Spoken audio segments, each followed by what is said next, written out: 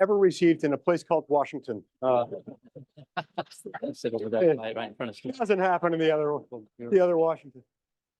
Look, have I told you today that you're beautiful? I love it down here. I love the weather, and I especially love the people. And I love Colby Jenkins, and I'm here to talk to you about Colby today. But this is a special day, Memorial Day. It's a day when we remember those who have fought, who have served, who have died, so that we can live.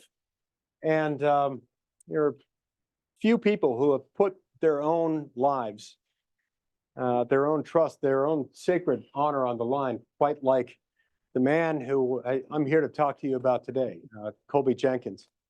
I accidentally called him Captain a minute ago. It is in fact Colonel, but I reminded him, look, once a captain, always a captain. You retain the other. Fortunately, he was not armed at the moment I told him that, so he was forgiven. Yeah. But I love it down here because you love freedom, you love America, and you love it for that reason. I'm happy to have my wife here with me, my wife Sharon. Wave to everyone, Sharon.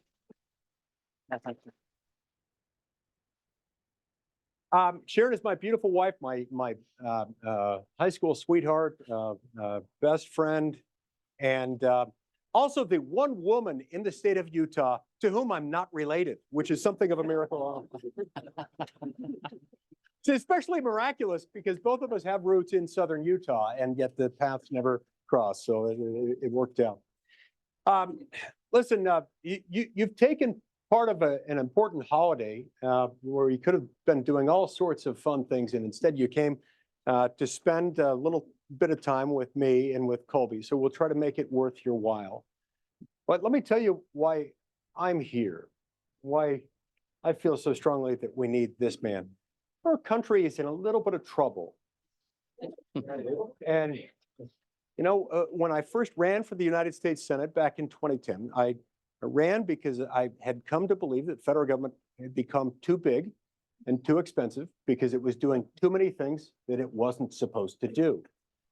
And little did I know that we would, by the year 2024, have a national debt. I think back then when I first ran, the national debt was around 13 trillion.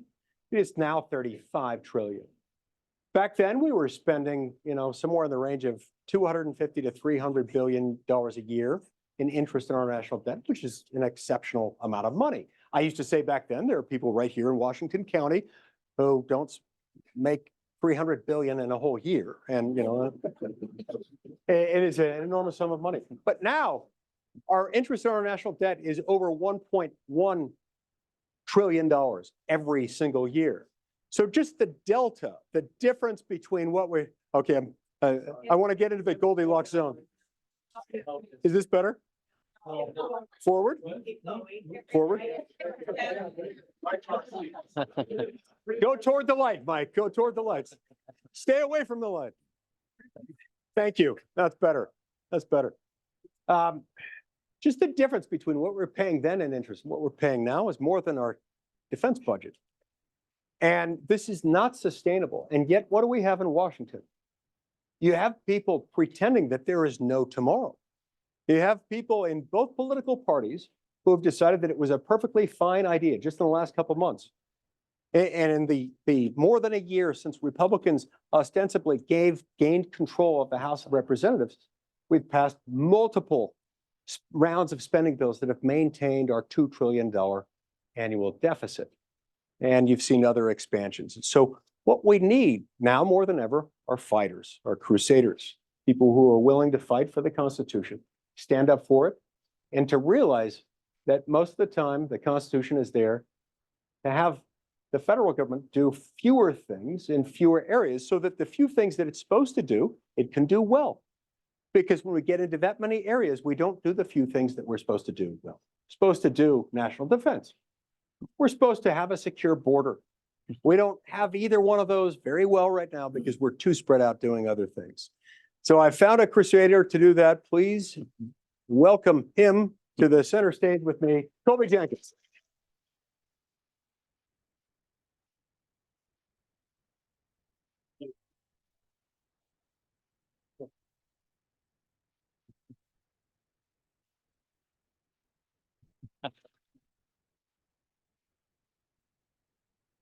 Okay, let's see. We were going to be seated for the Q&A. I'm going to call an audible here and say we should remain standing because I want to make sure that our voices can carry it that far and that they can see us. They're going to tell you to move forward a little bit so that we don't get blinded by that. Colby, thanks so much for joining us today. Tell us just very briefly at the outset why you're doing this. Why do you want to be a member of Congress? Well, first, I'm emotional just seeing you all.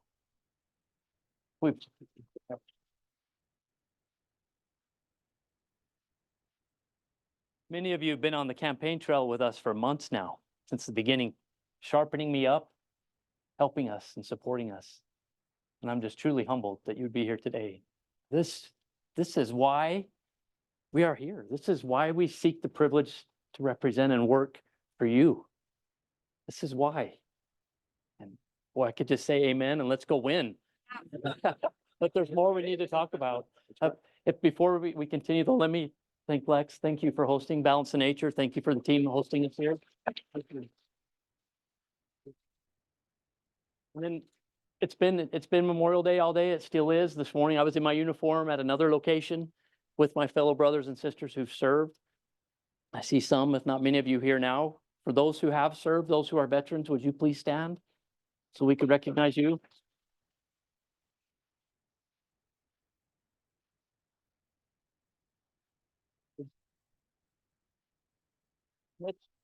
Mitch, come on in, Mitch. Oh, I got Sorry. nervous. I thought you were talking about another Mitch.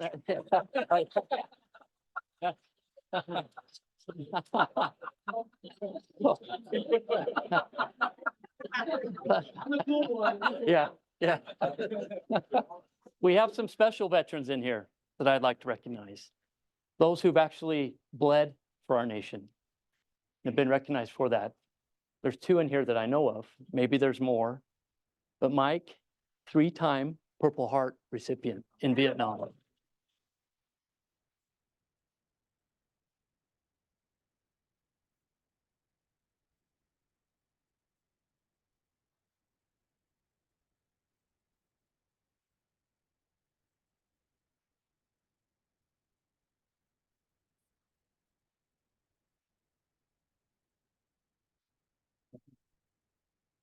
You would never know that.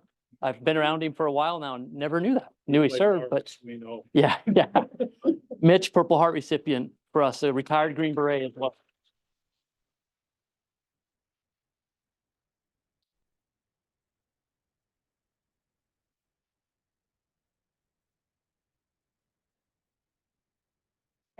That's why we're here. That's why we're here, because good men and women have bled for this nation and they're looking to us now to defend it. And thankfully, I have an incredible wingman who's allowing me to now get in the foxhole with him. So I'm excited for that opportunity. Excellent. Thank you. Well, thank you so much. First of all, before we go any further, if you're out in the hall, we want to be a big tent operation here. Come on in and line the walls here. They'll tell you don't want to get blinded by the projector, so just avoid that. If you want to come in, Hey. feel free to join us. All right, as they're doing that, Colby, let's get started and let's talk about some of the issues that are important to the good people of Utah, because they want to know what makes you different, what makes you tick. There are a lot of people who run for Congress and a lot of people who will show up and they will proclaim themselves proudly to be bold, courageous conservatives. And then when they get there, they fall victim to the syndrome of self-importance that has tended to inflict a lot of people. Some call it Potomac River water fever, that they drank the water of the Potomac. I call it they got co-opted by the firm, the law firm of Schumer, McConnell, Johnson, and Jeffries. This is thank you. I'm glad some of you catch the reference. It's the all-powerful firm, and they get sort of goo-goo-eyed by it. And the firm, of course, controls the uniparty. The uniparty refers to the process by which the differences between the parties start to fall. Not so much on their end, but on ours. For whatever reason, the firm pulls Republicans in and makes them vote like Democrats. Tell me why it is that you're different. Before I tell them what I saw in you that was different, Tell the crowd why it is that you're different and why you won't fall subject to this, why you won't be pulled in by the firm to become yet another reliable uniparty vote. Thank you. So for me, you're going to get what you've gotten for 3 decades already. And that's service and defense of our Constitution. 31 years ago, actually, yeah, tomorrow is actually my 31st anniversary that I swore an oath to support and defend the Constitution of the United States as a new cadet at West Point. Nobody's ever relieved me of that oath. Amen. That oath is still valid in my heart, and it's who I am. It's the foundation upon which I've stood. And I've heard others that he's battling against, including my opponent, who say, hey, we've got such a slim majority, we've got to take what we can get. We've got to take the little breadcrumbs we can get, ignoring the iceberg of bad that's underneath that they bring back home and put into your lives. For me, that's not okay. What you're hiring us to do, what he already does, is we stand and we defend. And we say the Constitution does not allow for that. I fought for it. I've bled for it, not as much as these guys. But that's what makes me different. You're going to see someone who continues to fight and stand for the Constitution, no matter what the pressure may be, no matter what kind of arm twisting may be. Because on the other side of where I'll be, hopefully, I'll have another wingman who I can say, hey, here's what I'm thinking. What do you think? That's what I look forward to as well.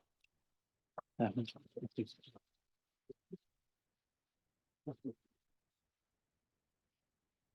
right, Colby, tell us where you stand on FISA for the Foreign Intelligence Surveillance Act and specifically Section 702. Yeah. So there's this little thing called the Fourth Amendment that goes back to the 1700s. If you recall, we weren't there, but our founding fathers were tired of the British government getting into their lives, going into their homes, illegally searching and seizing their property. So our founding fathers wanted to make sure that never happened again.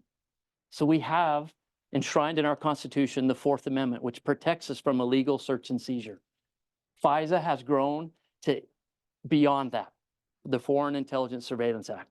And last December, it should have expired. There was one warrior who was fighting to make sure that it did. But there were others, part of the Uniparty, who said, we'll keep it on life support, and the FBI and others will just do better. So for me, I'm against allowing the government to spy on you, not another week, not another day, not another hour. That's not okay.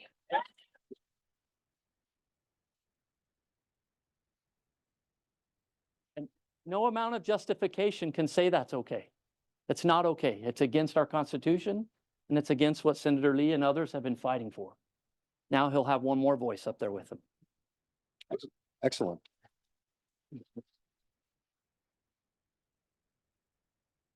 In times like these, we especially need bold action. And that's one of the things that drew me to Colby, is that he understands the need for that. For a long time, as Republicans, we've been conditioned by politicians who will come and be content or ask us to be content with very marginal progress. Sometimes you have to take marginal progress as opposed to getting nothing for something. But if marginal progress is your goal from the outset, if you announce that publicly, so to the point that you're lowering the bar so much that you don't have to move the ball forward at all, and you're not opposing, providing meaningful resistance to those who want the exact opposite of you, you'll perpetuate it. You know, they've been saying at FBI, they've been telling me and others for a decade, we've got procedures in place already within the FBI that will make sure that these backdoor search warrants aren't used on you. And how much do you think those promises were worth? Zero. Because this has happened hundreds of thousands of times.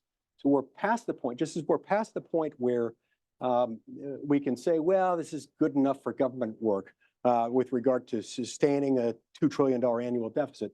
We're also to that point with FISA. So thanks for your position on this. Yeah.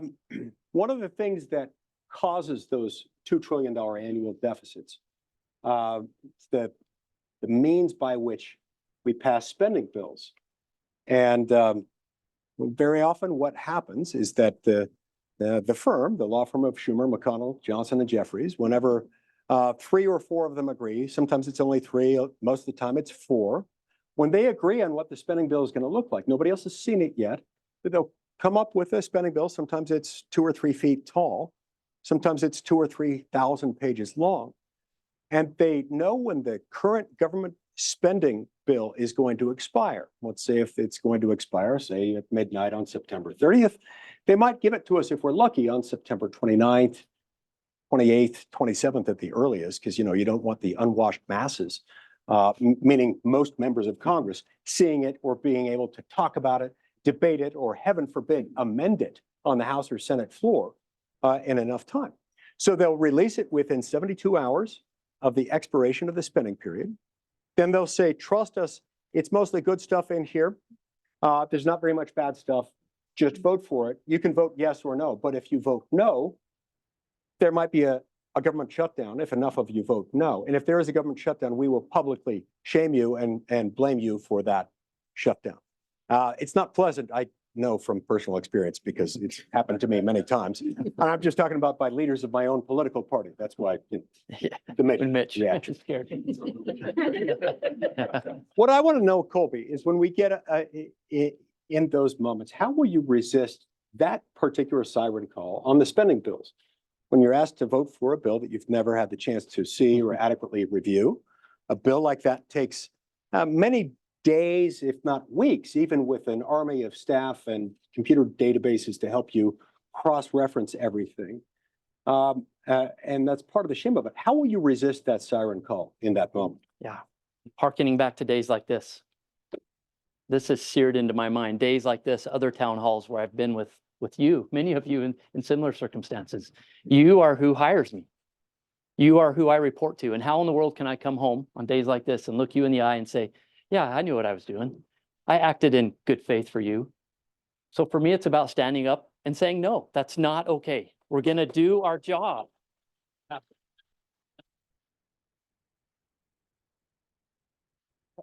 Heaven forbid in this last example, heaven forbid, we said, hey, we might have to go home on Easter recess a day or two late because we're going to stay back and do our job. And I've had people tell me, well, you're just going to be one voice. Like you're going to get steamrolled. You need to bring home the breadcrumbs for us. You need to comply. And my response to that is, you're darn right, I'll be one voice. Where there's one voice, there will be two. And I actually had, I think it was Mitch actually at state convention said, Colby, you've been saying that about being one voice and then there will be two. Now there are two. Look at that.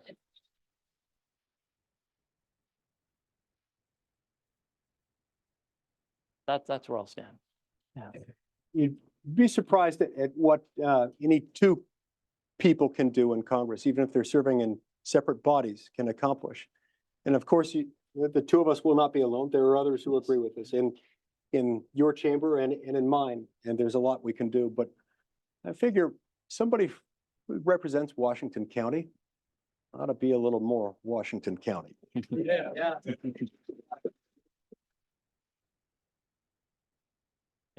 Get this, I actually own a home here. Yeah. Yeah. Sorry, that wasn't even where I was going. I just meant you ought to vote more like they want you to vote. I have appreciated, though, yours has been an issues-focused campaign. One of the things that drew me to, I've been busy with lots of other things, hadn't paid as much attention to this race, and then I started hearing things from the other campaign, things about you telling me that you were out there personally attacking the character of your predecessor. And I thought, well, that's not nice. I didn't even know your name yet. And I thought, that's unfortunate. And I kept hearing them from the other campaign. And that's what oddly led me to you. I thought, well, I need to call this guy to find out what he's about and whether he's actually been personally attacking the character of your predecessor, who was a dear friend of mine. And what I discovered is he hadn't said any of those things. He's been running an issues-focused campaign. Sure, he'll draw a contrast and describe where he differs from his opponent, but he doesn't personally attack her character. Tell me where that comes from. Yeah, it comes from you. It comes from how we are born and raised here in Utah. I'm from Roosevelt, Utah, small town, Uinta Basin, where I'm either related to everyone or I've probably dated everyone. Everyone we all know, right?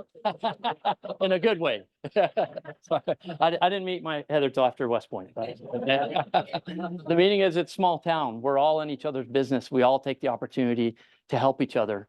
And the example there is where this comes from. When I was in Roosevelt growing up, and I started talking to my counselors, my coach about going to West Point. No one's ever gone to West Point from Duchesne County. And instead of looking at me and saying, oh, sure, yeah, we'll help you, my counselor, Ina Nilsson, said, why not? Ina and my coaches, those are the people who've helped build me. My family, I've been surrounded by good people. I've been, Sherry right here, I grew up across the street from Sherry McGee. So the press, please do not talk to Sherry. She's got stories. Yeah. But it's people like Sherry and others who've helped build me. That's where this comes from. And then ultimately it's my wife. I've married up for sure. So yeah. When I was promoted to colonel, the commanding officer, the retired 4-star general, commanding officer of SOCOM, Special Operations Command, he pinned my colonel rank on me. Then he had Heather come up and he put a star on her. And he said, Colby, never forget that your wife is always 1 rank higher than you. So that's where that comes from too. Yeah. You know, I correct myself. I remember just moments ago. It was not, in fact, the first time I had ever spoken to Colby. He reminded me recently. The first time I ever spoke to him was years earlier. I had forgotten this, but first time I ever spoke to him was when I nominated his daughter for West Point, and she got in, and that's when we had our first conversation. So this is running in the family. Yes, it's the legacy of certain. She's actually in Cambodia today. Fantastic. With a group of cadets. Or fantastic, or is that harrowing as your father? It's good experience for her. I'm hoping that her posterity will then continue the tradition, and you'll have multiple generations of the family. That's terrific. One of the reasons why our federal government is such a mess is because, as I mentioned earlier, it's doing too many things it wasn't created to do. We talked about some of the things it is supposed to do, national defense and the border, and how's that working out for us. Let's talk about some of the things that it's not supposed to be doing that it is. Tell me what you think the federal government's doing that maybe ought to be best left to the states or to the people. Well, yeah, education certainly, but here for our 2nd district, our water and our land. I mean, the day that President Trump gets elected and we switch the director of the BLM, that person gets in, he or she, it's going to be night and day different. And that person will know me, know my middle name, I'll know where I live. I'll be taking cookies to the BLM because we will be fast friends. That's something that's going to change. The amount of overreach that the federal government is here into our business. That's what we.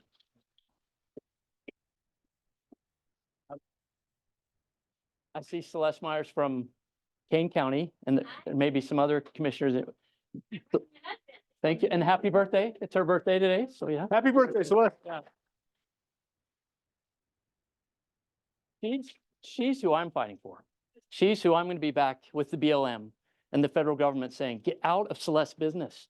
Let's let her do her job because she was elected to run Kane County and to help Kane County prosper and on and on and on. That's our job back there. Yeah. You know, when I first got to the Senate, I had a mentor, a guy named Jim DeMint, who was from South Carolina. He helped me get to the Senate. When I got there, he was sort of my older brother who taught me the ropes. And when he left the Senate a couple of years later, I wanted to chastise him for leaving, and he said, "You're going to be all right." And then he left me some, parting advice. And he said, "You'll be okay, Mike. Just remember a few tricks. You'll be okay as long as you remember you don't want to buy what they're selling. You're not interested in what they have to offer." And that, together with one of his other wise, sage pieces of advice, was sometimes it feels like we as conservatives are selling vegetables, and the liberals in both political parties are handing out candy. And so that makes it tough too. But it really is true that we want different things. And by we want different things, he says not just Democrats versus Republicans, not necessarily all liberals versus all conservatives. There is a part of the uniparty that is really dark and scary because it's not about the party versus the party. It's about Washington, D.C. versus everyone else. And that's where it gets really scary. These guys will all get pats on the back from each other and from the mainstream news media, which nationally and even locally, I would dare add there, especially locally, at least when you consider our two statewide papers, the far left Deseret News and the ultra far left Salt Lake Tribune. We don't really have statewide media in this state that are conservative to speak of. We actually have some nationally and some in Washington, D.C. I never would have thought that Washington, D.C. press would be to the right of the Utah press, but alas, they are. We've got the Washington Examiner and we've got the Washington Times. On many days, I kid you not, the Washington Post is to the right of our statewide papers in Utah. So if you listen to the media, including and especially the media in our state, you will get pats on the back, you will get accolades, you will get attaboys if you go along with the firm and the uniparty. And you will get quite the opposite of that if you stand up for that, because it can be lonely. It's lonely, and it's going to be lonely for a while until we get it turned out around. But just walk me through a little bit about what you will do to resist that praise. I think it was Sharon who first taught me. So in some ways, what we should fear most in Washington is not the criticism that comes with the job. It's the praise. But both are corrupting. I also have this theory that those are the two principal motives of most politicians, getting praise and avoiding negative publicity, criticism. Between the two, the second is arguably even more powerful. You add to that a third that comes from the firm, which is the desire to be liked and advanced within the conference, advanced to positions. This is especially trying in the House, where your committee assignments are a little bit less in your control than they are in the Senate. Just tell us how it is that you'll resist those things, those impulses that pull most people to the left or to the uniparty, but I repeat myself. Yeah, no, thank you. Again, it comes back to days like this. This is seared into my mind because you're who's hiring me. You're who I work for. So when those opportunities come where someone may try and twist my arm, I'll say, I've been shot down in a helicopter. I've been shot at before. Let's talk about serious things. And so for me, I'm going to remember days like this. I have teammates from my A team who my old team sergeant calls me and says, hey, when can I be your driver? When can I come be your bag man? And I don't need a driver bag. But his point is, I have people who are already watching over me, who are going to make sure that I remember why I'm there and who sent me there. But ultimately, I vote for the good of our district, not for self-preservation, not so that the speaker will come on the radio with me and give me money, which is what's happening. It's because I'm there because you've hired me to go there. Then ultimately, I have what's called the ultimate squish. Tell them about that. Yeah. So my positions are right. I need to be conservative, need to represent our Utah values. But if I'm ever getting too far to the left, if I'm starting to step off of that constitutional framework, I have a very squishy boundary that I'm going to hit up against. And guess who my squish is? So if I find myself stepping off of the Constitution, coming off of where I need to be, I'm going to have a good guardrail that's going to say, hey, Colby, let's talk about this. And I look forward to that. It gives me great peace of mind to know that I've had somebody who's already been in the trenches for years that I can learn from, that can be a mentor to me, and that we can fight together for you. That's what's going to keep me straight. Yeah. Happy to be your squish. Yes, sir.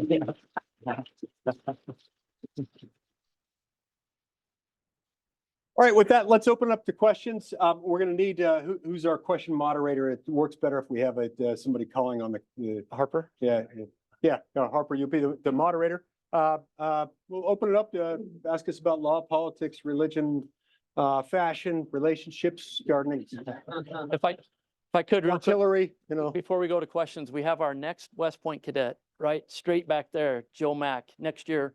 All right.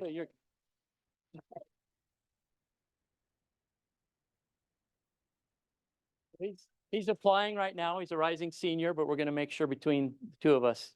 Write down that name. For questions, if you can allow them to repeat it, so not only for everybody to hear, but also for our team. Right.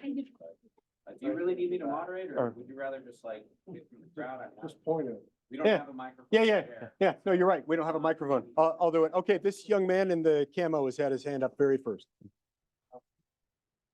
Could you just address, I believe you said, speaker is on radio or on television, yet his opponent campaign for her, is that what I? Yes. Okay. So this is not a question, this is more information for everyone. When it came to the reauthorization vote for FISA, without including an amendment to prohibit warrantless searches against American citizens, Speaker Mike Johnson was the tie vote that made it possible to not pass that amendment. Yeah. He broke the tie, and now we have a continuation of warrantless searches against American citizens, violating the Fourth Amendment. And he is campaigning with Celeste Malloy, his opponent. And I emailed her on that subject, and she gave me a response that was kind of generic. And I pointed out to her, I said, how can you support party leadership over the people of your district, and still can say that you represent us? And that's it, bottom line. So everybody needs to know, he is endorsing her, and that's what he did to us. Yep. Sir, thank you. Thank you for bringing that up.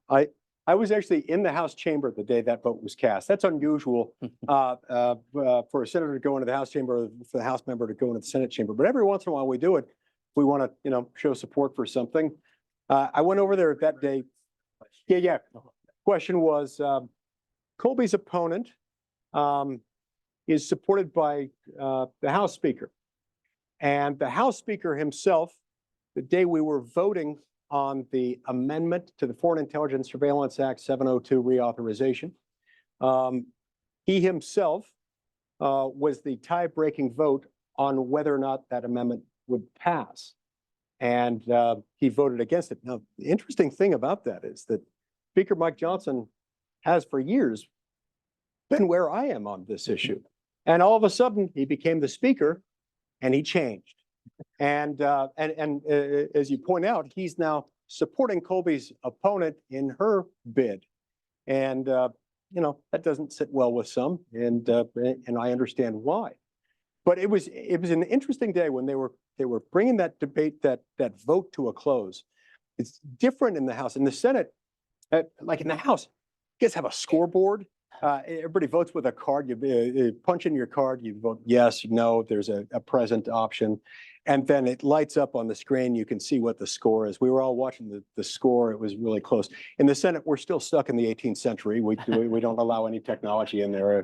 Have to arrive on horse and buggy and vote aye or nay. But over there, they've got a scoreboard. We were watching it, and it was still fluctuating. There were still a few members arriving late.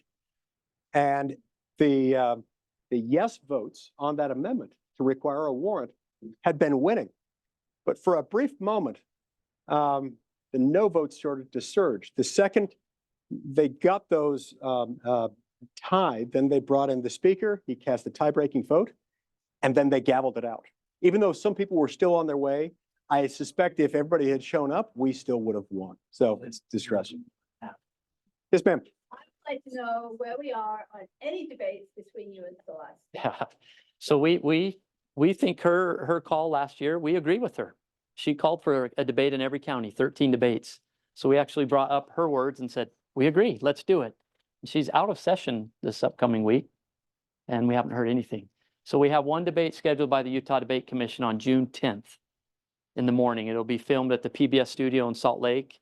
No audience, it'll be filmed and then broadcast out. But we have one right now, and I'm right here, ready to go. Yeah. Yes, sir. Yeah, no audience. Welcome to Southern Utah. Appreciate you being here supporting this great candidate. You've been fighting battles and winning your whole life in DC. Currently, you've been fighting battles and winning. The most important thing here is winning this election. Would you please just give some pointers that we can take out, hopefully exponentially spread that throughout the Republican Party and throughout our border meetings, so that we can take some key points that you feel are important, just something that we can take with us when we leave today. About how to best help us? Yeah, that's, Make sure you wait. yeah. Point. It's a discussion point. Okay, yeah. Well, first, it requires resources for our message, our winning message to scale. And I'll remind you, we won the Washington County Convention by 12 points. Celeste and I were head to head.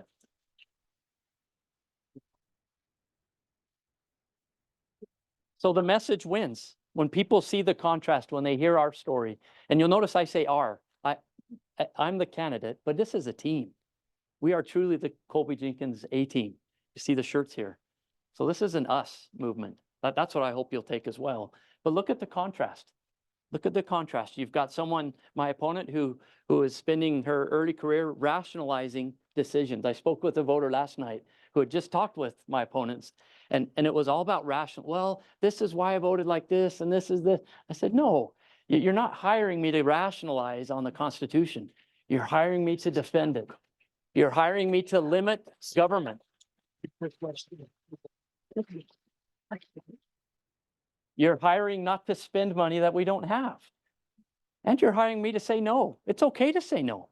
Because when we say no and we limit government, just like Senator Lee was alluding to, then we can start winning. Then we can start winning. If not, we're always going to be getting breadcrumbs. Those are some things, some contrast. And then certainly go to our website, Colby Jenkins for Colby4Utah.com. We've got all kinds of information there, podcasts, contrasting mailers that we've sent out. And then most importantly, we have the opportunity for you to invest, to donate, to help us. Because as he highlighted, we have Washington, D.C. money that is behind my opponent. They're all in. The gravy train wants to keep going, wants to keep going. Fortunately, we have someone with courage who stood up. Imagine what he did, endorsing me in the Utah delegation against an incumbent.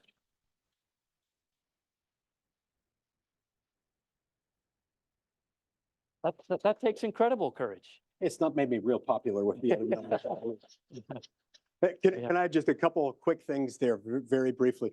When he talks about how he's going to vote no, remember when he does get out there, when he wins and when he votes no, he's not saying no to everything. He's saying no to more spending and yes to more prosperity. He's saying no to more government regulation and yes to more freedom. And that's really what the people of our state are all about. They want to be free so they can live their lives. And you're there protecting their right to do that. Yes, thank you. If we're fortunate enough to have the two of you represent us in the near future, there's something that's missing, I think, in the Constitution that apparently was missed by the founding fathers. Is there no enforcement mechanism for the Supreme Court once they issue a decision to enforce it? And I'm referring to Joe Biden deciding to spend $100 billion plus on student loan repayment. What's there to stop him? Yep.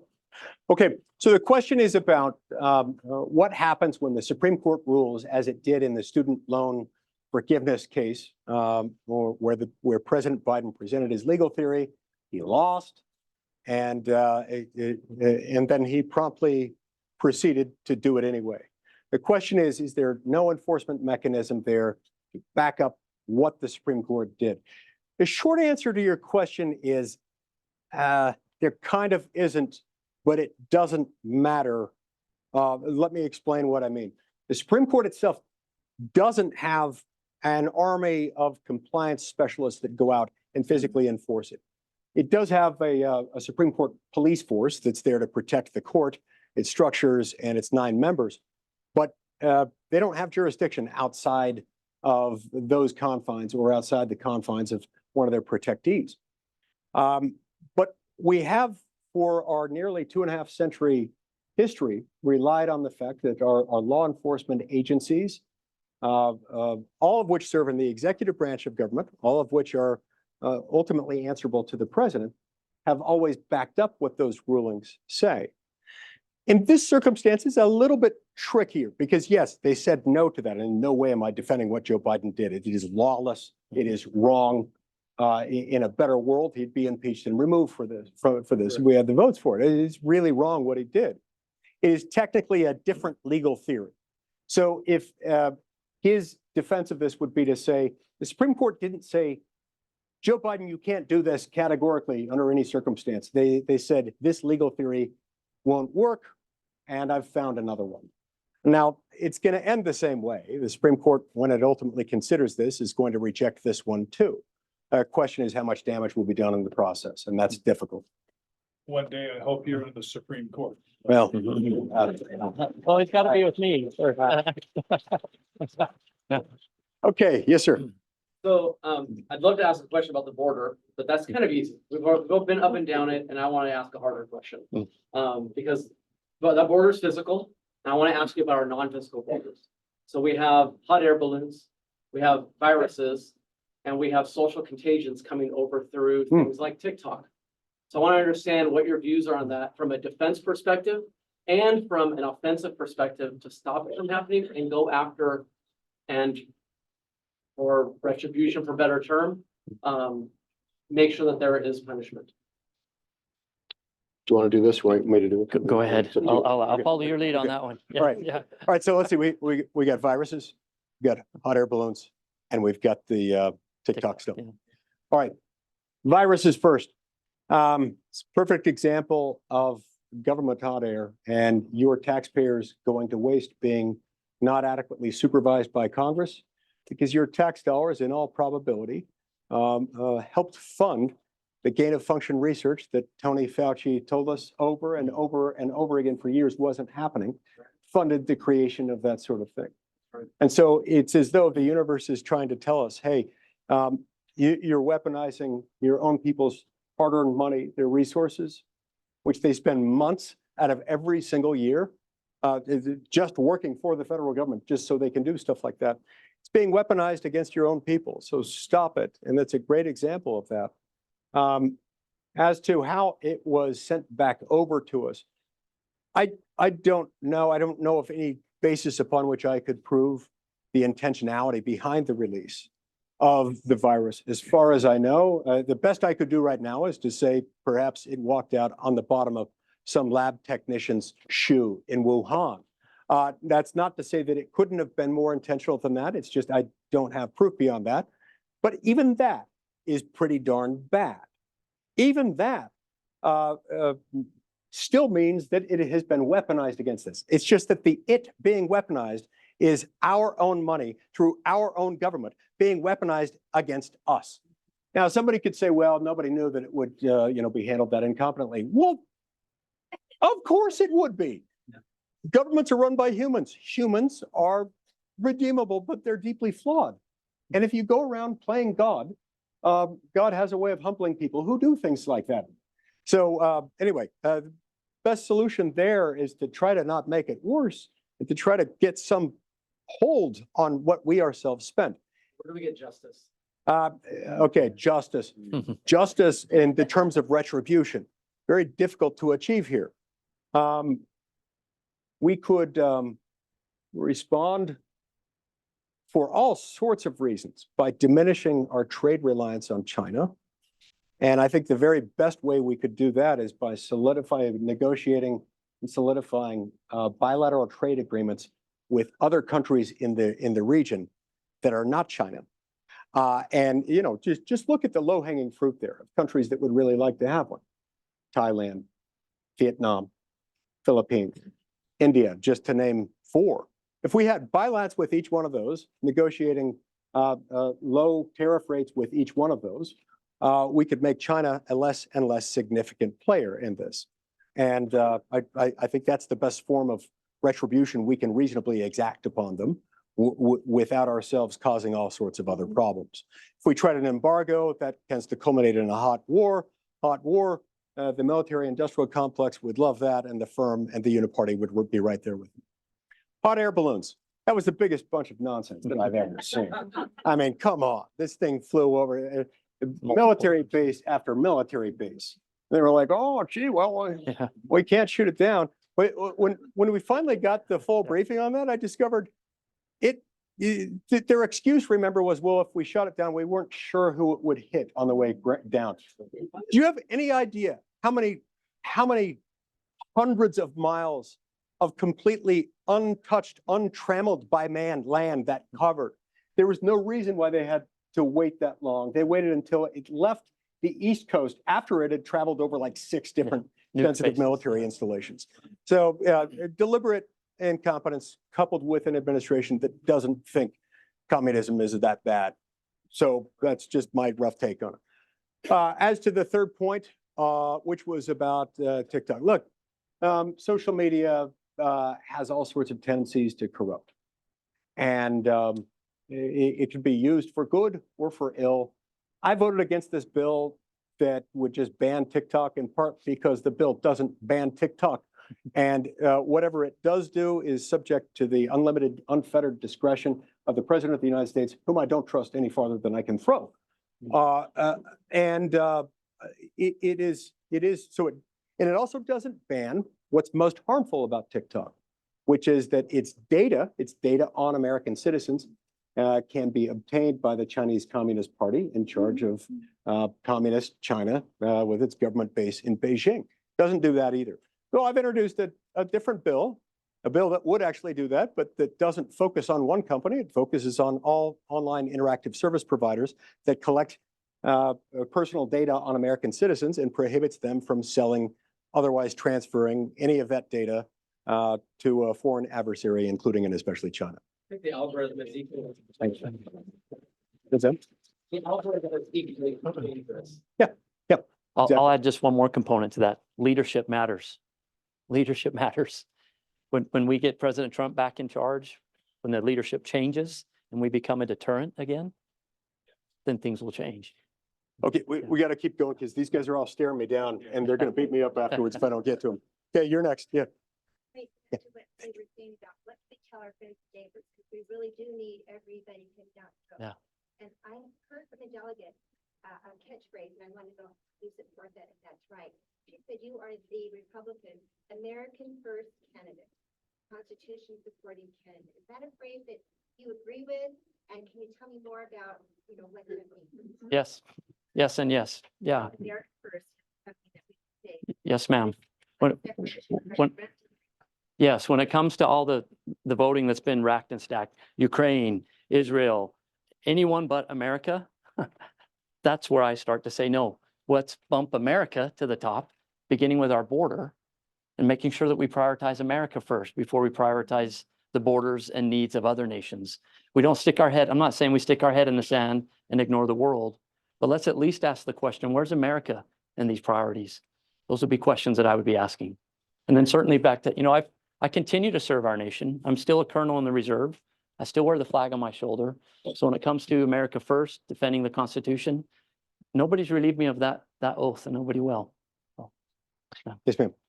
I'm a United States Air Force veteran, yes, ma'am. and I went to the county convention.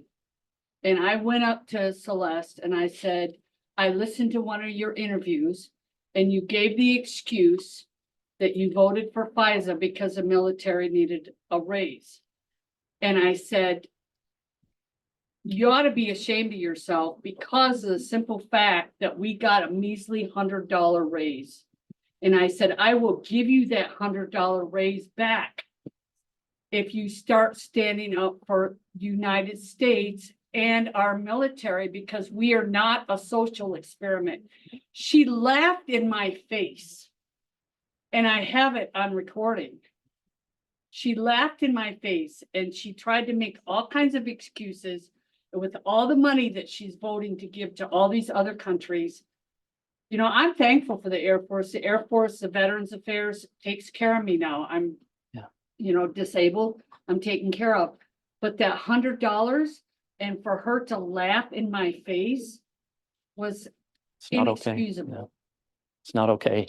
Isn't it ironic how an unconstitutional provision such as FISA can be thrown on the backs of the military who swears an oath to support the Constitution? How does that make sense? It's not okay. Sounds like a good Okay. campaign ad. Yeah, go ahead. Then you gotta call for the next one. Yeah.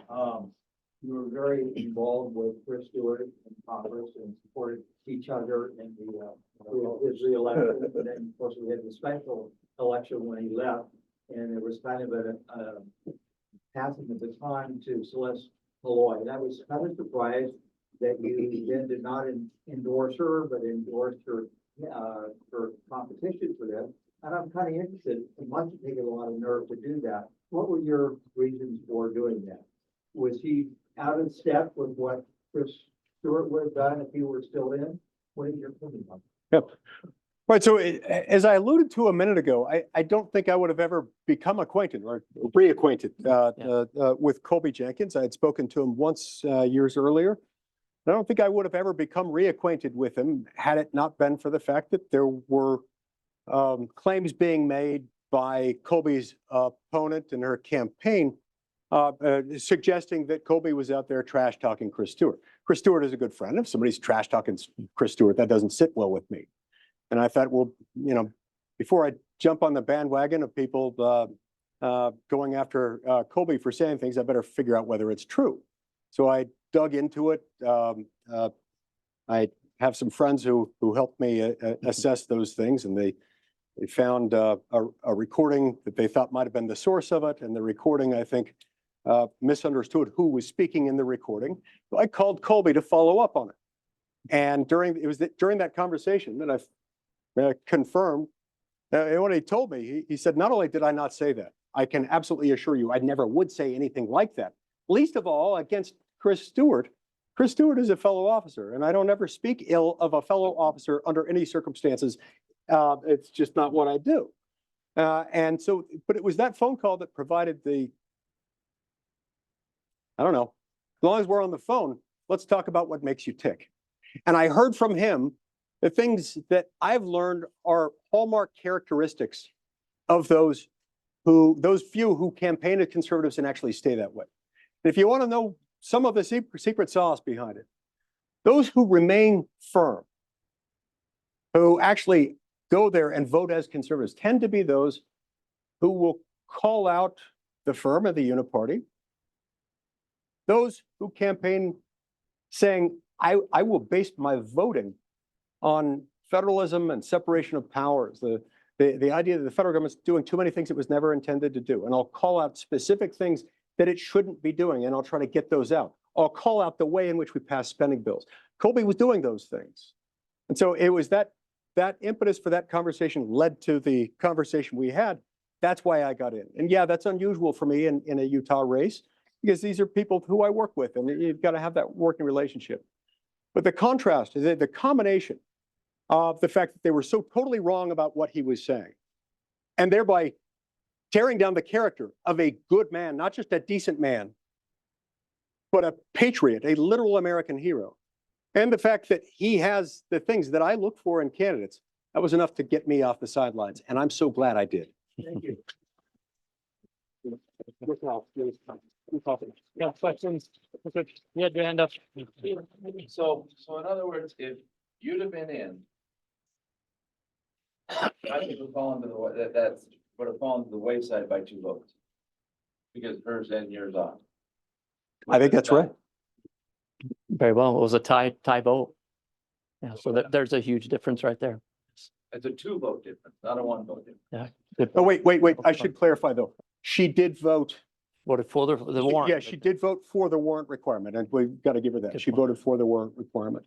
But then when it came up without Right, the warrant. right. But it doesn't matter, it was still there, so it would have been not just 1 vote, 2 votes.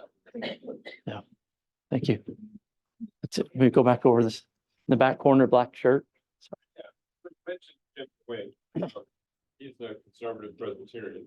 I'm a conservative Presbyterian pastor. One of the most important issues for me is religious liberty and the maintenance of religious liberty, especially with the rise of the woke left, which is rather militant. What would be your position on defending religious liberty for conservative religious people of whatever strength? Yeah, similar to the Second Amendment, shall not be infringed. That similarly applies to the exercise of our freedom of religion, for sure. So those, back to the Constitution, that's where I stand. That's where I've stood. The platform, I'm just imagining a constitutional platform that I stand on. I'll negotiate within that platform, but if I'm being pulled off and asked to compromise on such things as religious liberties, our Second Amendment rights, the right to not be searched or seized our property, then that's where I'm on tenuous ground. So I will always stand on the side of religious liberty and freedom. Yes, sir. Yes, sir, right here. Sorry. Senator Lee, glad to have you here. One thing that has come to our mind, we all look dope. One thing that we have to change our direction in the Senate. Right? You see Mitch McConnell is stepping down for his out. You see Senator. There we go, there we go. Really wants you to speak up. You see Senator McConnell that is leaving, okay? Are you willing to put your name in the hat for Senate leadership? Yeah. Something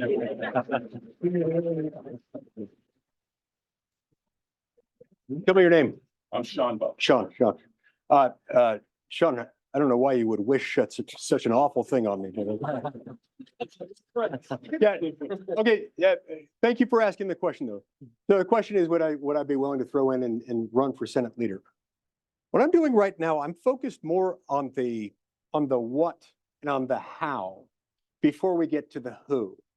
Too often in Washington, our internal leadership structures and among Republicans in the House and in the Senate, it's too hyper-focused on the who, and it becomes a popularity contest. And, you know, in some ways, that's sort of what elections are. But in our system of government, we want them to be more than that. We want them to be about the how and the what long before they get to the who. So I've been leading an effort in the Senate, especially among my Republican colleagues, circulating a list of reforms that we want made. And I want to see who's done it. I've sat down with all the candidates for all leadership positions who have announced so far, and especially those running for the top leadership position. I've spent hours with them going through things that need to change, things that determine how committee assignments are made.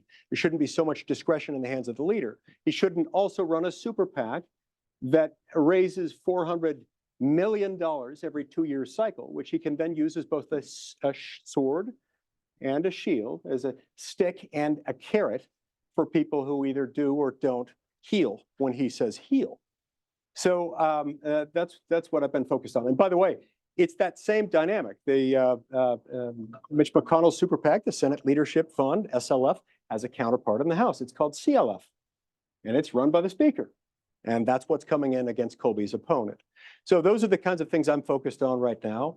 Right now, we have only one of the 3 candidates for leader who has come out openly in support of multiple of these reform proposals, and that's Rick Scott from Florida. And so I very much appreciate his entry into the race because he's brought more of that conversation in it. But before I decide what I will do or who will get my vote, I'm going to continue to be focused over the next few months on talking about the what and the how before we get to the who. Thank you. Thanks. Wondering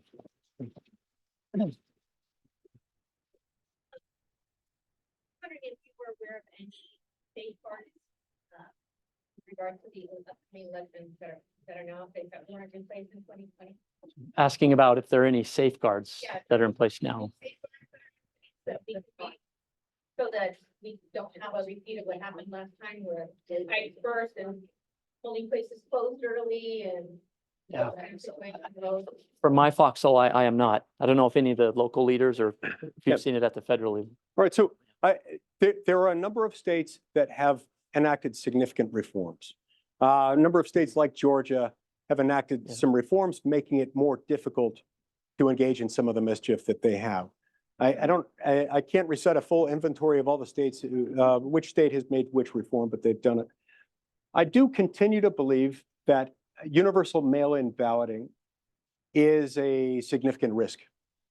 And it's a risk that I think, while I think mail-in balloting is something we do better in Utah than they do in most states, among other things, we prohibit ballot harvesting, and we have better signature verification protocols in place for it. That does not make it risk-free. There's no such thing as a risk-free election. So the more risk variables you add to it, as you necessarily do by mailing everyone a ballot, that's a problem. So look, in the future, I would like to see our state say, if you need a mail-in ballot because you're, a shut-in or there's some reason why you can't go in, then maybe you can ask for it. But I don't see a good reason why you just mail one out to everyone. that causes problems. Go back here in the corner to Kara. You elaborate on and the way that from cyber. So talking about border security and hardening our infrastructure. Yeah. Yeah. I can't prove that. Well, first we need to have representatives, unlike my opponent, who vote for America funding our border. So for example, in the last omnibus spending bill, there was a $500 million earmark that went to the government of Jordan to defend their border and their national security. Imagine what we could do with $500 million for our border. So let's start there. In terms of hardening our infrastructure, I've been, when I worked in the Pentagon, I still have a top secret clearance in by virtue of my military background, but there's significant effort that's underway to harden our infrastructure, and certainly needs to be more. But what's happening right before our eyes is China calls our lack of a border the smokeless battlefield, because they're not even having to pull a trigger, and they're killing us by the tens of thousands just by infiltrating the precursors to fentanyl into Mexico, and then the handshake with the cartel, and all that happens to turn those precursors into fentanyl, and then in comes the wave into America, and they're killing us without even firing a gun. And so closing our border is not only important to allow us to have legal immigration, which we need, legal immigration, but it'll allow us to stop the invasion and allow us to prevent our youth and others from being killed like they are. Yeah. Did that answer your question, Kara? I can't speak to the specifics of cyber hardening, but I know that we definitely need to do more. Do you have any? Will you answer a follow-up on that? Yes, sir. What are we gonna do with all those who come across illegally? Are we gonna deport? That's where I would stand. Yes. If we don't have that deterrent, if we don't have some consequence for what's There'll be a happened, consequence for yes, that. then it will, as long as those incentives remain in place, then the flood's going to continue. Let me just step in there very briefly. You will hear a chorus, a flood of people inspired by the Uniparty who will say you can't deport 30 million people or whatever it is. I understand that.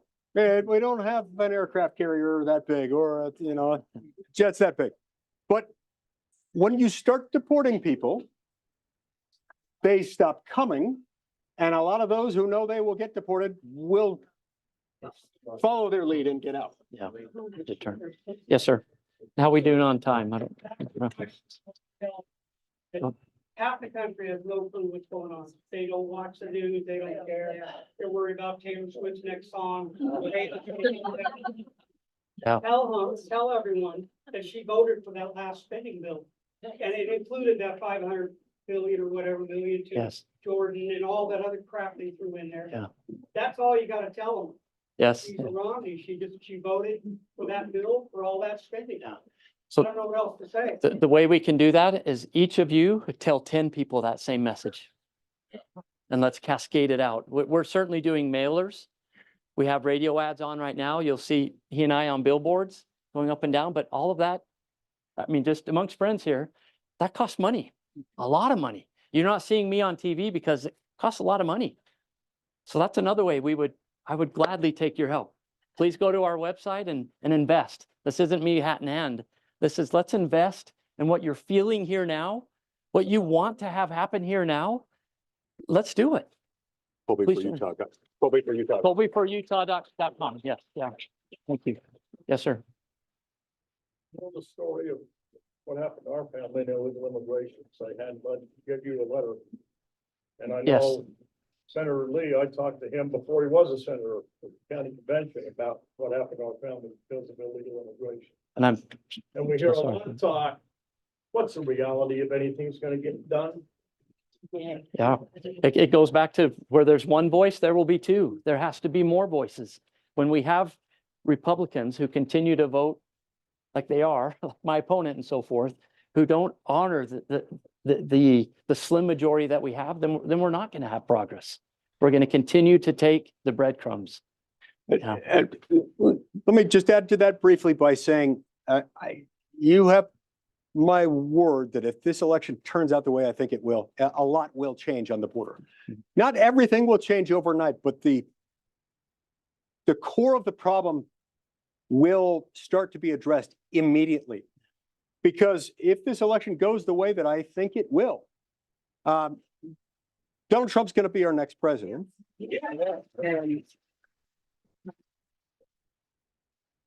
And I think we're going to hold on. I think we're going to hold on to the majority in the House, which begs the question: why is the Speaker dumping money here? Because there's no chance in heck this seat is ever going to go to a Democrat. Why is he spending it here, where he could be spending it, shoring up another seat that might go to the Democrats? And I think we're going to pick up the Senate. And remember, we don't have to even move the ball that much. The Democrats and their allies in the Republican Party have been talking about how we need this border security bill in order to pass it. There are a number of things I'd like to do. I'd love to pass HR 2 and make it easier to get it done faster, make it harder for Joe Biden to allow this thing to happen, which is part of why it was such a shame that we passed Omnibus 1, Omnibus 2, and all this other stuff with Republicans controlling the House without insisting that HR 2 be on there that would clear that up. But the law as it exists now allows the President of the United States to stop this madness. Remember, we had a secure border the day Joe Biden took office. We had Remain in Mexico, the Migrant Protection Protocol. If you came over across our border illegally, you'd be sent back to Mexico, even if, especially if, you applied for asylum. So yeah, it will change, I promise. We wanna be mindful of Senator Lena's wife, since we've got time for maybe about 3 more questions. I will point out you've had a patient hand raiser just over here to your left. Out there, yes, or what, Me? yes, ma'am. Yeah. So we talk about our borders and people inviting, how are you doing, Mike? Doing great, good to see you. Inviting, coming in, but my concern is having kids in a charter school and a private school and public school, seeing that change and affecting our kids from the inside, the teachers, the local government, so on and so forth. In fact, my friend here. I was just going to say, there's our answer right there. Yeah.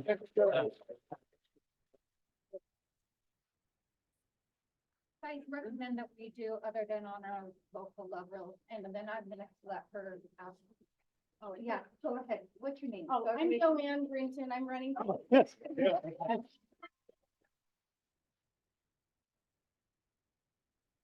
It's so hard with the state school board because the votes aren't transparent. The legislature has a scorecard. You can see how everybody votes. Not with the state school board. They're buried and hidden and so hard to find. So I just want to stand up for conservative principles and solid academics and teaching kids how to think again. So thank you for what you do. Now, what are you doing? How can we help? All right, so the question focuses on what do we do to protect the education of our children while all these corrupting influences are happening. All right, there are a couple of points. Number one, first and foremost, never, ever, ever, ever let the federal government get any more involved in K through 12 education than it already is. Number two, within your state system of government, pay very close attention to who you vote for any state office, particularly state senate, state house, governor, lieutenant governor, whatever. Anybody who has policy, the statewide general policy authority, you want to know where they stand on a few things. They probably ought to talk to this guy named Mark Herr, who is an amazing person who can walk you through why it is that we have so many units of government in America today. We have so many units of government in America today because about a century ago, a bunch of radical progressives decided that it was going to be that way. We have something like 97,000 units of local government when you factor in all the special service districts, this or that policy board and commission.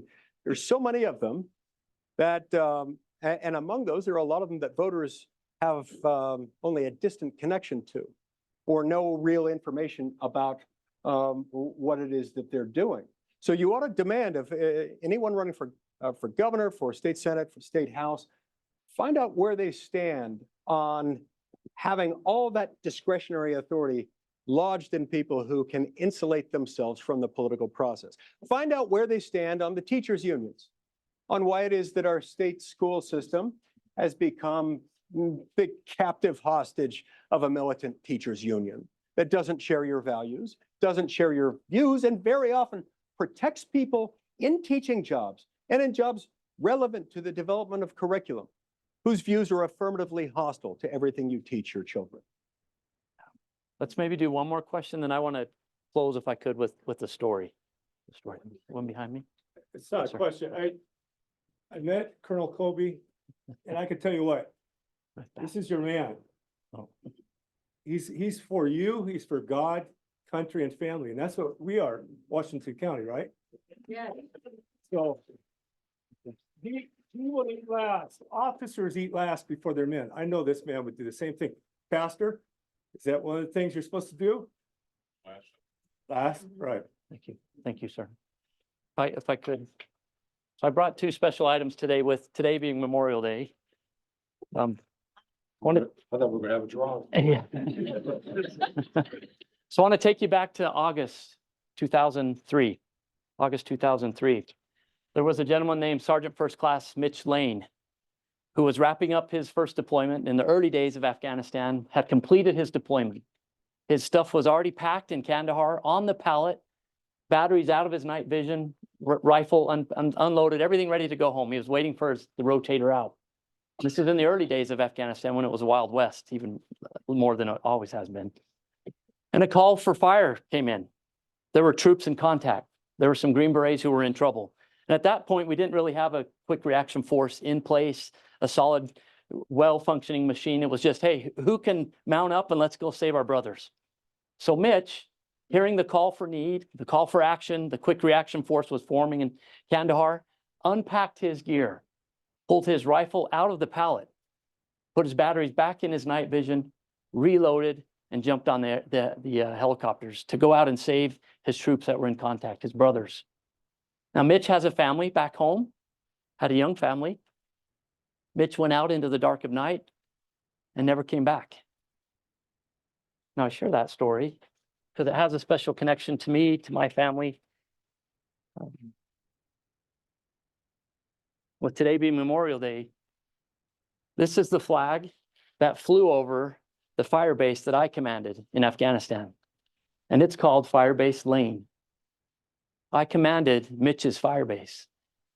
And while I was in Afghanistan, Mitch's wife and family had the opportunity to travel to Fort Bragg, and guess who they met with? My wife, Heather.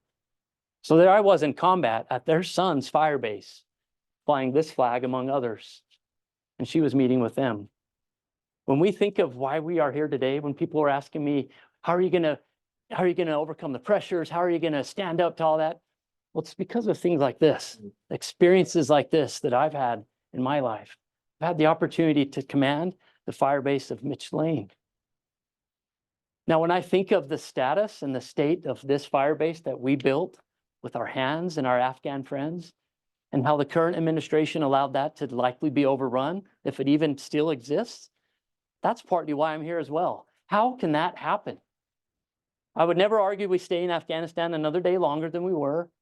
Lots of mistakes happened. But where's the leadership? Where's the accountability and the judgment? That's partly why I'm in this, because that fire in my gut, because of experiences like this. Now, one more item I want to share. Another component of who I am. When people ask me about, how are you going to withstand the pressures and how are you going to be true to yourself? Well, this is the flag that was over the coffin of my grandfather, Lynn Labrum, who Sherry knows. When people ask me, well, why did you go to West Point? And well, it's because of him. World War II veteran, member of the greatest generation. I grew up in his shadow. I always wanted to be like my grandpa Lynn. When he passed, my mom and her siblings, they were folding the flag, and the color guard came to me and they said, your mom and her siblings want you to have this flag. I had no idea until that moment it was put into my hands. And so you can bet if I get the privilege of serving and working for you, these flags will be very close to me. as will the memories of today, days like today. So now I ask you to take what you're feeling now and let's go do something with it. Go tell your friends. Just because you're seeing more signs or more commercials does not mean we cannot win. Look what we have now. Yeah. We have Senator Lee on our team. And Sharon. When I've been in meetings with him or he's grilling me, guess who's the mind behind this magic right here? Sharon and my wife, Heather. So I wanted to end on that today to share with you a little bit more of who I am and why we're here today and why we need to win. There's no choice. He's put his career, his reputation on the line, not his career. He's going to keep going, but his reputation on the line because he sees and believes in what we're feeling right now. This has to happen. So please join us. Please tell your friends. Please invest in us and let's go win this. So thank you.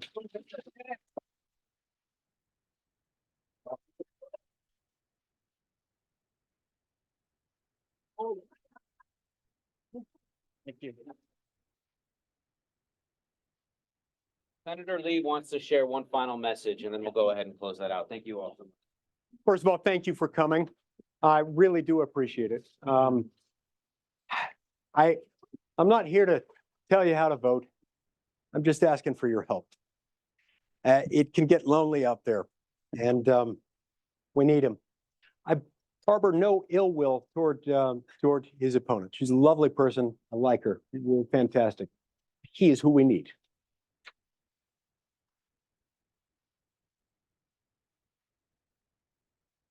Gone are the days when we can rely on the summertime patriot.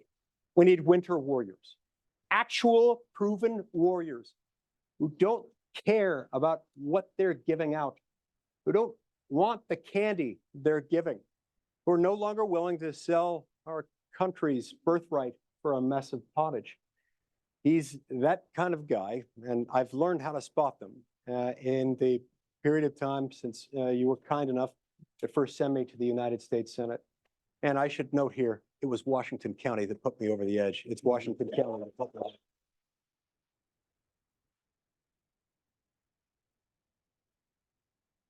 over. The forces aligned against us can seem pretty powerful. And they have tentacles in all sorts of weird places. Even, it turns out, the other night I'm in Washington, D.C., Donald Trump decided to speak at the National Libertarian Party. And they asked me to come along and speak first as his hype man. So, look, I'm not a libertarian. I don't call myself that because it's a slightly different thing. But constitutional conservatism rhymes with libertarianism, and so we're often mistaken for each other.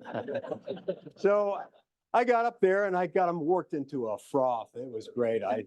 I talked to him about the central bank digital currency, and then I led them in a chant of "End the Fed," which we really should do, and got them worked into a froth. And then I said, in a moment, you're going to hear from somebody who agrees with me on needing to rein in the Federal Reserve Bank, who agrees with me on things like the central bank digital currency, on government surveillance, on endless undeclared unconstitutional wars. And up until this point, it had just been all just applause. And his name is Donald Trump. He's the 45th president of the United States. And about half of the audience, all the loud ones, all the paid ones probably, started booing loudly. I got booed right up until the end of the time I walked off. I went out and I told President Trump, okay, well, I got them all ready for you. And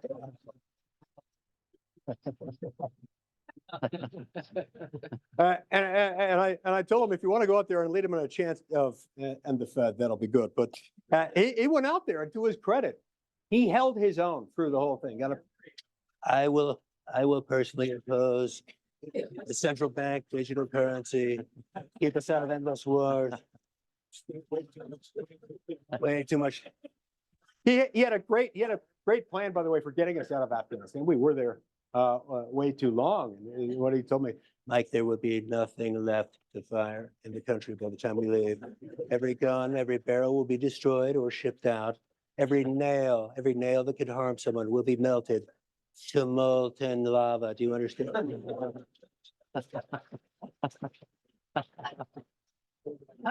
My point is, these progressives against whom we fight permeate everything.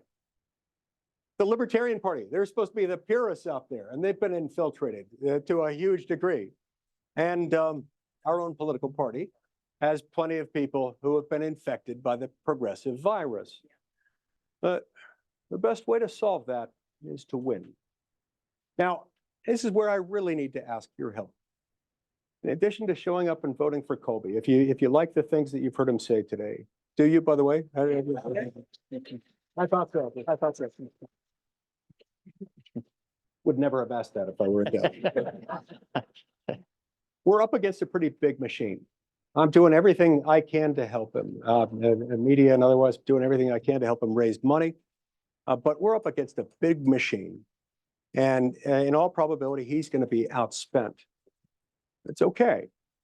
We don't have to have the most money. We just have to have enough.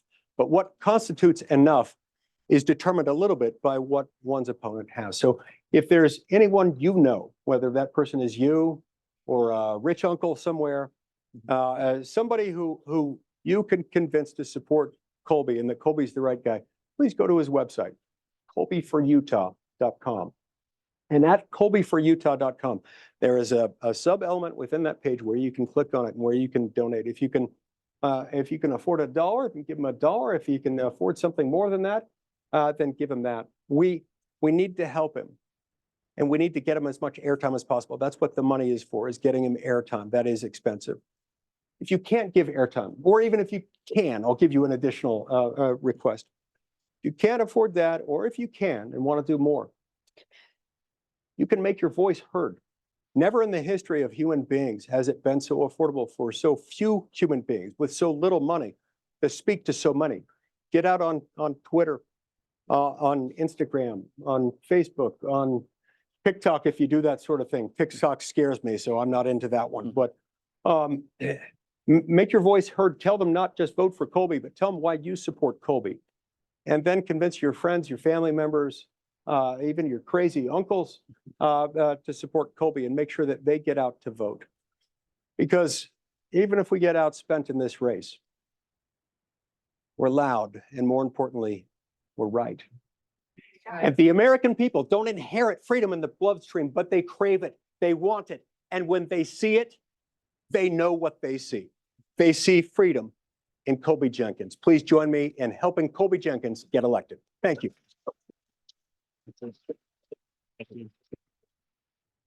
Mike, how are you?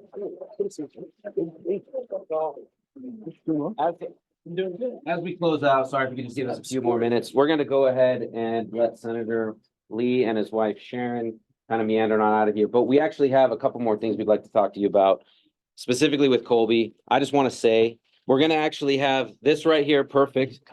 This QR code, if you want to pull up your phone, will take you right to the donation website. And as they were saying, we could use all the help we could get with this campaign. I also want to say, that's the most emotional I've ever seen Colby on a personal level. This is one of the most stoic individuals I've ever been around, and I mean that. So what you just witnessed was an honor, and that was a privilege to see a man truly speak his heart about how much he loves this country. And with that, I'd like to bring Heather up here as well.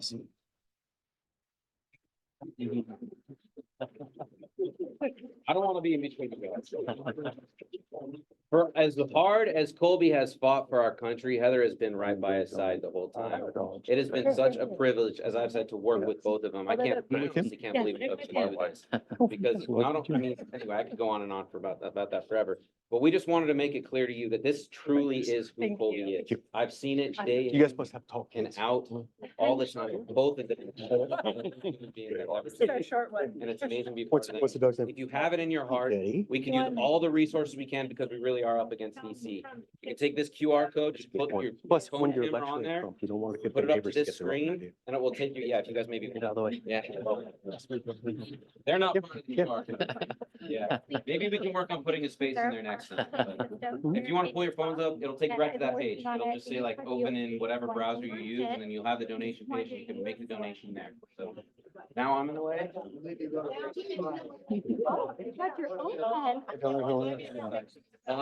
And also Colby will stick around to answer your questions. I know Colby, you had a the Reigns Act, you had a question Love the cell over phone here, this cover. gentleman wanted to ask. Nobody, about nobody that. can call you. Well, we'll do that kind of in more of a small group setting, so that way the event's kind of over, you guys can kind of meander out. Did I really? Must really like it.